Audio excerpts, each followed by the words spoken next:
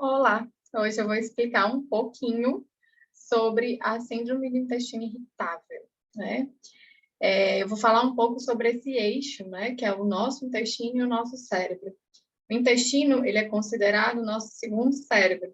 Ele exerce várias funções, né, que vão além dessa capacidade digestiva, absortiva e excretória. Ele é responsável, né, pela produção de diversos neurotransmissores e hormônios que impactam ali no nosso cérebro. E a disfunção entre a conexão desses dois órgãos está relacionada com mais de 90% das doenças que nós observamos hoje na prática clínica. Então, o intestino, ele possui, né, um sistema nervoso próprio, que a gente chama de sistema nervoso entérico, que ele se comunica com o sistema nervoso central. E essa comunicação se dá por várias conexões, além da conexão através de um nervo chamado nervo vago, tá? Não que as outras conexões também não sejam importantes. E quando nós temos problemas nessas conexões, temos o desencadeamento de doenças, né? Sejam elas no sistema nervoso central ou no trato digestivo, ou até mesmo doenças metabólicas, tá? Então, a disbiose, por exemplo, e o leaky gut, que eu vou falar um pouquinho ao longo dessas aulas, né? Elas são duas condições que mostram uma alteração nessa conexão do intestino-cérebro. Isso acontece pela alteração da microbiota, ou, né, pela alteração ali da permeabilidade intestinal, impactando no sistema nervoso central. O intestino, né, ele é o nosso segundo cérebro, porque ele também modula o nosso comportamento e o nosso pensamento. Ele é um dos maiores produtores e armazenadores de serotonina. Alguns estudos, algumas literaturas falam, né, de 95% da serotonina sendo produzida no intestino. E a serotonina, ela é um neurotransmissor ali responsável pelo humor e pela felicidade. Então, é como a gente brinca na nutrição, né? Que uma pessoa que ela não faz cocô diariamente ou não tem um intestino saudável, ela é uma pessoa enfesada, ela é uma pessoa cheia de fezes, né? Então, uma pessoa cheia de fezes, ela não consegue ter bom humor, né? Até mesmo quando não tem uma boa funcionalidade esse intestino, né? Então, não necessariamente a ideia da constipação, mas sintomas gástricos, de um modo geral, tendem a tirar o nosso bom humor, né? E aí é importante falar e frisar sempre que a microbiota, né, ela vai além ali, porque ela tem um papel de metabolizar o que a gente come. Então, eu sempre deixo aquele recado, né? Porque, para que comemos? Então, nós comemos para alimentar a microbiota, né? E aí a gente pensa nisso e começa a refletir do quão importante é comer e não só comer por comer, né? Então, quando a gente come, esse alimento ele vai interagir com essa microbiota e essa microbiota ela vai produzir metabólitos que vão influenciar nas funções intestinais e no sistema nervoso central. Então, muitas doenças são causadas por conta dessa interação. Essa conexão ela é bidirecional, então, né, não adianta a gente falar assim, a culpa é só do que a gente come, não, de fato é uma cascata, né, é uma bola de neve que vai sendo gerada e criada, né, e existem diversos fatores associados, né, então a gente pode pensar muito no estresse, o estresse é um excelente exemplo disso, que impacta diretamente no intestino, favorecendo a síndrome do intestino irritável, que é o que eu quero falar aqui hoje, né? E esses metabólitos que são gerados a partir da degradação do que a gente come, vai se comunicar, né? Vai entrar em comunicação com esse intestino, com esse cérebro, através de diversas vias neuroendócrinas. Então, o nosso intestino, ele também é um órgão neuroendócrino, né? Além de ter uma importância ali na absorção, na digestão, além um órgão neuroendócrino. Então, vale a gente lembrar que o intestino ele é um maestro metabólico do corpo. E quando se garante essa saúde intestinal, né? Quando a gente garante essa saúde intestinal, a gente garante a saúde da microbiota através da alimentação, há uma melhora generalizada da saúde do indivíduo, da nossa saúde, tá? Eu vou começar aqui falando algumas características assim, né, importantes e legais, que eu não sei que vocês sabem, mas o intestino ele possui 8 a 9 metros de comprimento. Ele é 100 vezes maior que a área da superfície da pele. Então, o nosso intestino é muito maior, né, do que a pele. E ele possui em torno de 500 milhões de neurônios. Produz cerca de 95% da nossa serotonina, 50% da nossa dopamina e 400 vezes mais melatonina do que a região pineal. E ele abriga cerca de 70% a 80% das células do sistema imunológico. Ele interage e recebe cerca de 38 trilhões de micro-organismos, né? Então, a nossa microbiota, ela é composta por milhões de trilhões, né, de micro-organismos. E é muito importante entender que a gente tem mais micro-organismo no corpo do que célula, né? E as funções desse sistema digestivo, né? Então, nós temos uma função de digestão, que todos nós já sabemos, mas também temos síntese de neurotransmissores, como GABA, serotonina, dopamina, acetilcolina, produção hormonal, inclusive produção de hormônios de saciedade. Então, a importância do que a gente come para gerar metabólitos, para gerar saciedade, né? Então, aquela pessoa faminta demais, de onde vem? Né? De talvez de uma alteração da microbiota. Ele também é um órgão excretório, detoxificante, então o intestino, né, nosso trato digestivo, ele participa da detoxificação e ele tem uma relação direta com o fígado. Ele tem função imune, né? Então ele participa ali, ele tem um tecido, né, associado que chama o GALT, linfócitos T e linfócitos B. Ele também participa de um processo absortivo e tudo isso é influenciado pela saúde da nossa microbiota. É interessante entender que ao longo do trato digestivo, o tipo de micro-organismo ele difere. Então, nós temos uma maior variedade dessa microbiota a nível de cólon, tá? Mas ao longo do trato digestivo, esse tipo de microbiota modifica. E é importante também ressaltar as funções dessa microbiota, né? Então, a função da microbiota é proteção, né? Quando a gente tem ali micro-organismos em equilíbrio, a gente consegue ter uma proteção contra patógenos, síntese de vitaminas, como as vitaminas B12, vitamina K. A gente consegue ter uma diferenciação das células imunológicas, dependendo do tipo de patógeno, isso vai sinalizar ali uma necessidade ou não dessas células imunológicas, podendo ativar demais essas células. E aí que entra, se você tem uma permeabilidade desse intestino, ou seja, a parede do intestino, né? Ela é grudadinha, assim, que a gente chama de taichunchuns, né?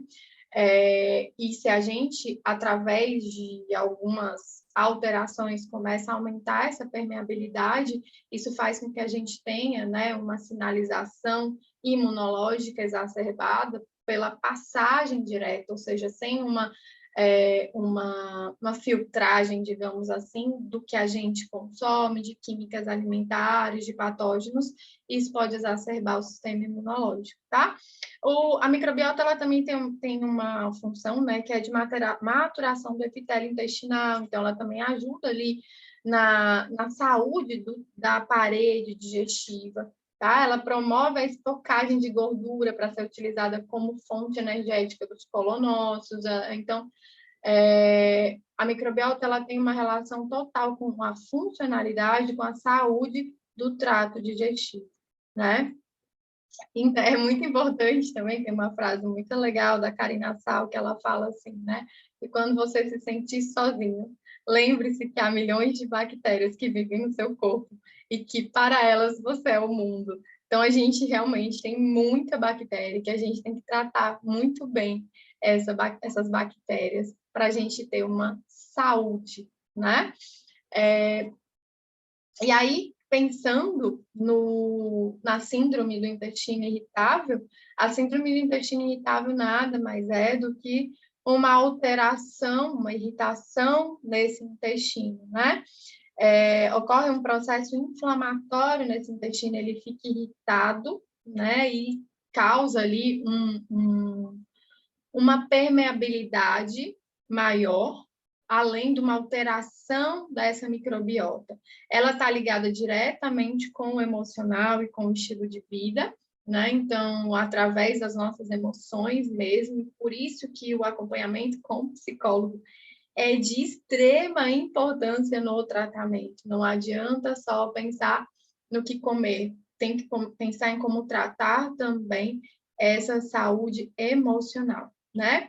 Então, lembrando, o intestino ele é o primeiro local de maior parte do nosso corpo, que vai ter contato ali com bactérias, com industrializados, com tudo que esse corpo não vai conseguir digerir.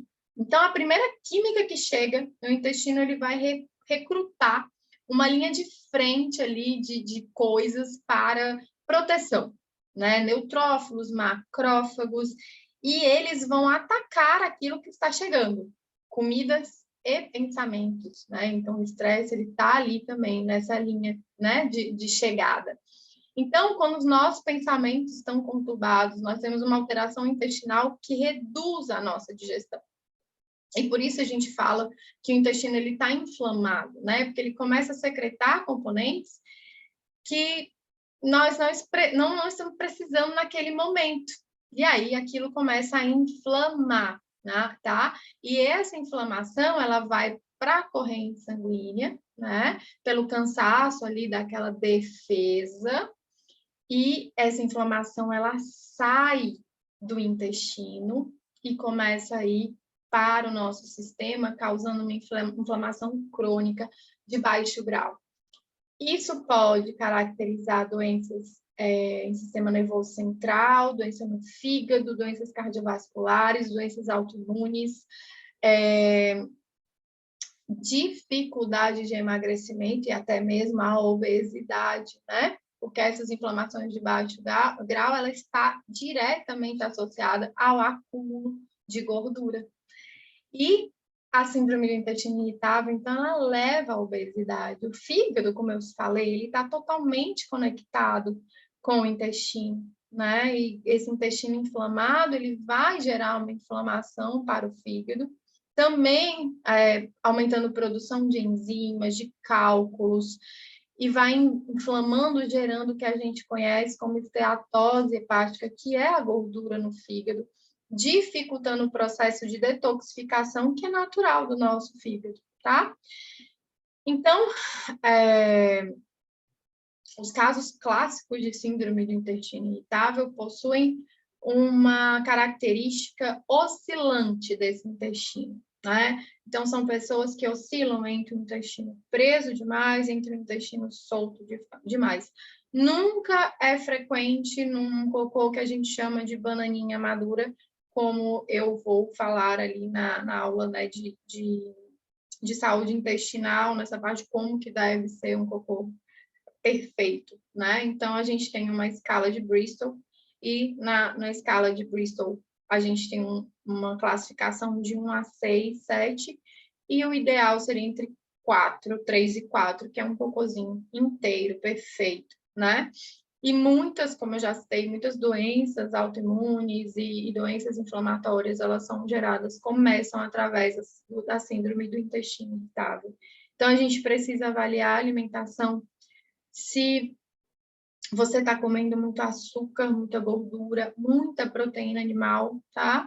A gente precisa dormir melhor, controlar o estresse, a ingestão de álcool, porque a bebida alcoólica, ela também aumenta a permeabilidade desse intestino.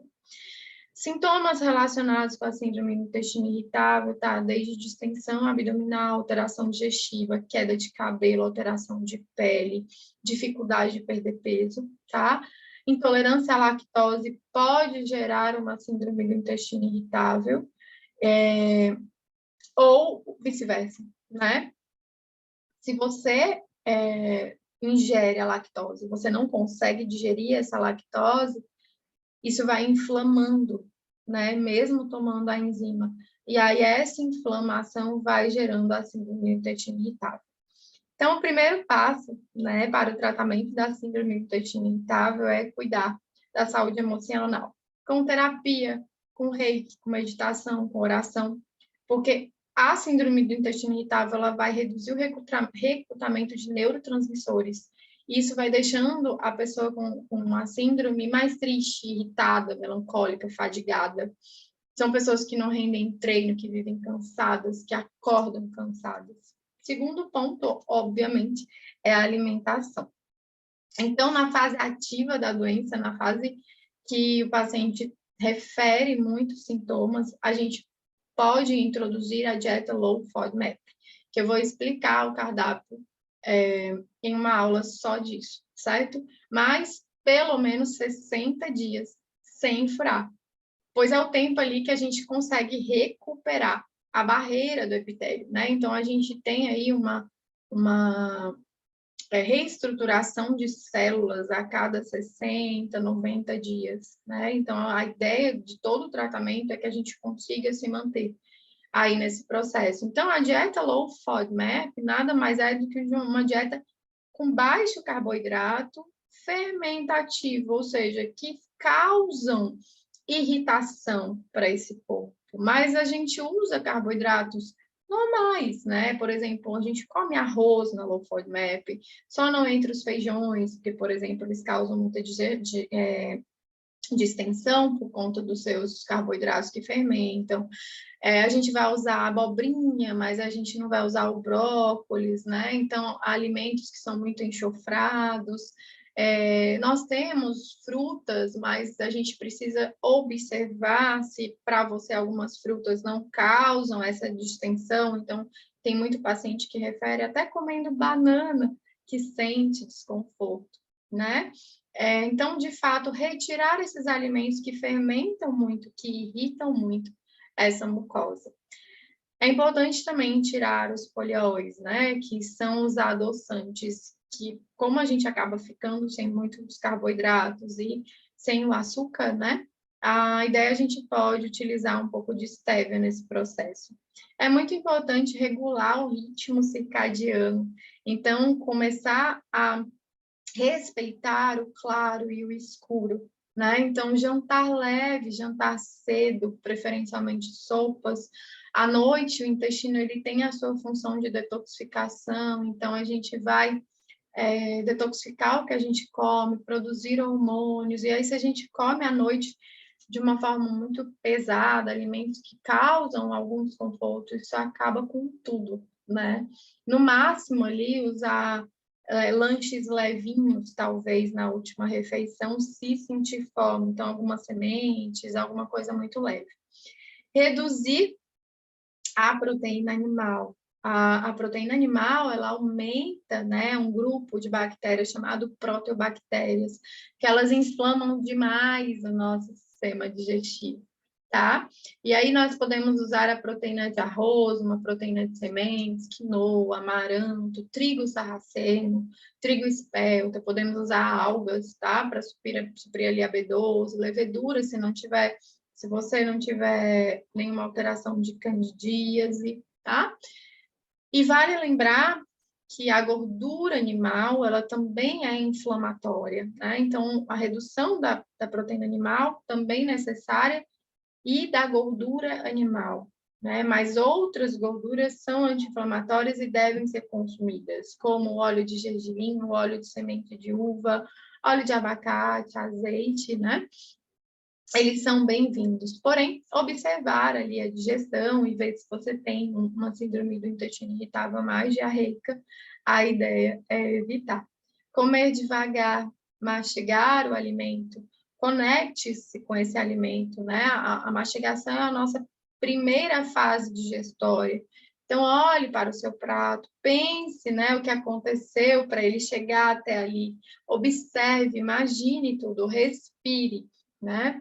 Terceiro ponto que a gente pode trabalhar, né, para tratamento da síndrome do intestino irritável são os chás. Então, a gente pode usar vários chás ao longo do dia.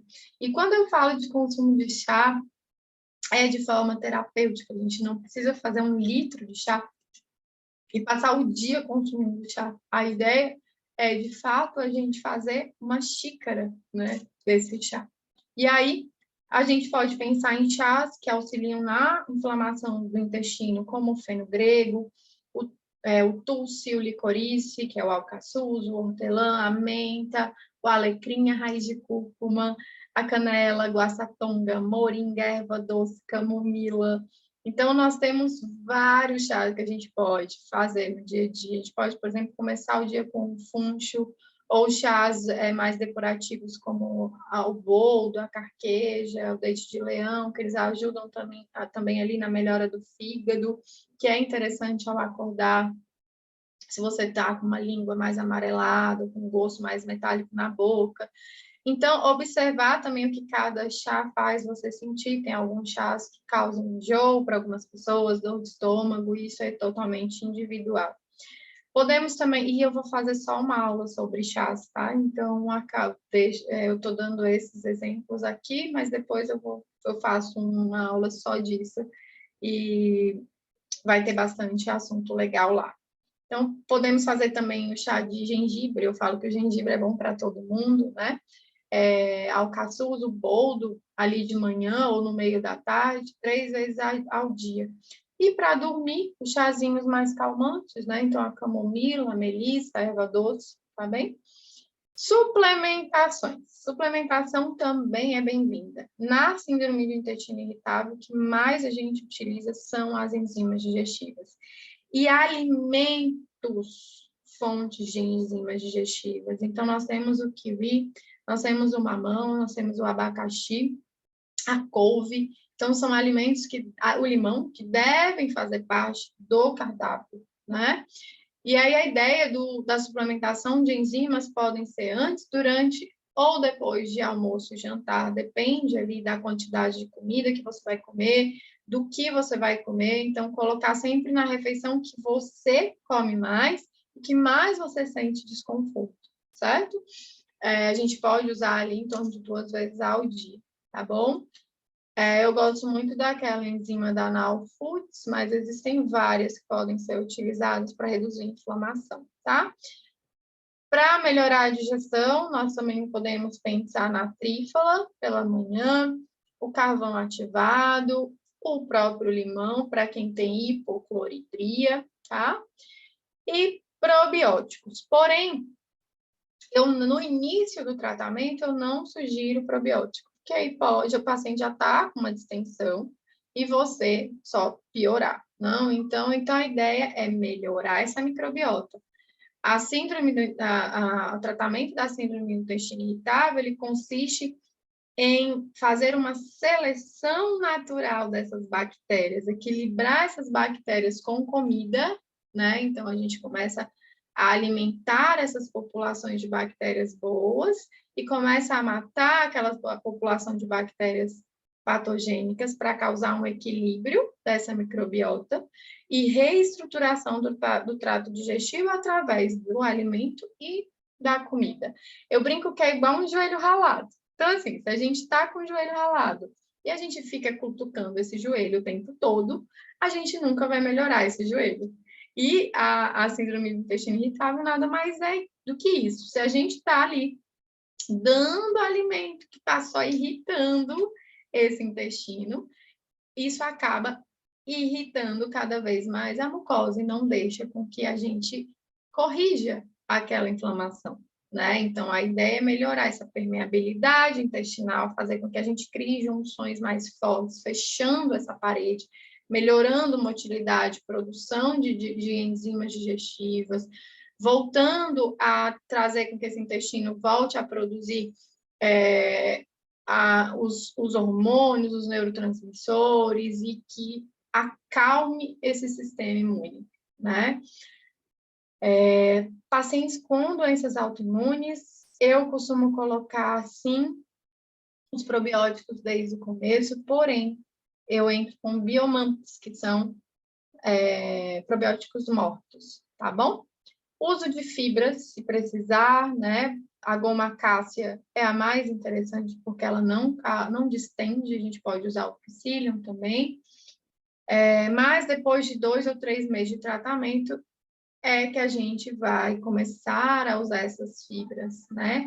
Principalmente porque se a pessoa tem síndrome do intestino irritável, a gente tem que induzir a produção de ácido graxo de cadeia curta, que são butirato e propionato. Esses 2 ácidos, eles protegem o nosso intestino de câncer e doenças autoimunes. Então, essas fibras, elas são importantes, mesmo ali no início do tratamento, tá? Então, a gente pode usar fibra de aveia, quinoa, amaranto e observar se você não distende.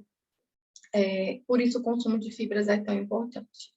A higiene do sono é importante, cuidar da saúde desse sono, usar lavanda, a gente pode usar óleos essenciais, ou no difusor, ou no travesseiro, a gente pode usar o óleo de lavanda, laranja doce, tá? Ou preparar chazinhos para o sono, né? Que vão auxiliar ali nessa regulação hormonal. A gente pode começar o dia com um chazinho e utilizando ao longo do dia, tá?